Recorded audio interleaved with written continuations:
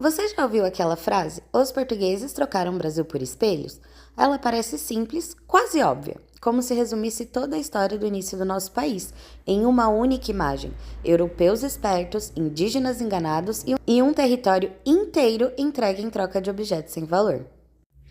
Mas e se eu te dissesse que essa história, repetida por gerações, é, na verdade, uma simplificação e até uma distorção de algo muito mais complexo? Hoje, no História com Fofoca, a gente vai mergulhar fundo nessa polêmica. O que realmente aconteceu no primeiro contato entre os portugueses e os indígenas?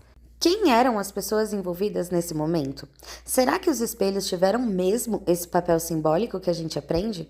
E principalmente, por que essa história continua sendo contada dessa forma até hoje? Mas antes de continuar, já deixa o like, se inscreve no canal História com Fofoca, ativa o sininho para não perder nenhuma história absurda da humanidade e comenta aqui: eu amo história. Isso ajuda muito o canal a crescer e faz esse tipo de conteúdo chegar em mais gente. Agora sim, vamos voltar no tempo. Para entender o que aconteceu no Brasil em 1500, a gente precisa sair do Brasil por um momento e olhar para a Europa. Portugal, naquela época, não era um país qualquer, era uma das maiores potências marítimas do mundo. Esse protagonismo não surgiu do nada.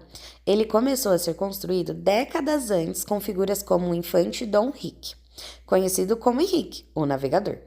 Apesar do apelido, ele mesmo não foi um grande explorador dos mares, mas foi o grande responsável por financiar expedições, incentivar estudos de navegação, cartografia e construção naval. Ele ajudou a criar toda a estrutura que permitiu que Portugal se aventurasse cada vez mais longe.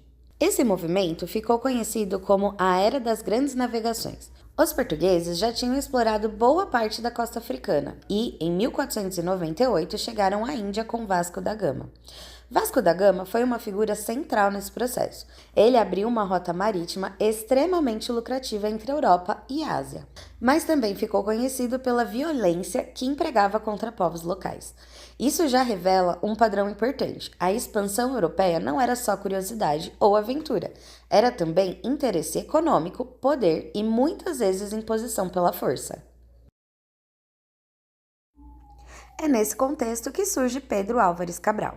Nascido em uma família nobre, Cabral não era necessariamente o navegador mais experiente, mas foi escolhido pelo rei de Portugal para comandar uma grande expedição rumo às Índias.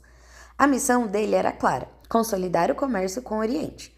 Só que no meio do caminho, em abril de 1500, ele chega ao território que hoje chamamos de Brasil.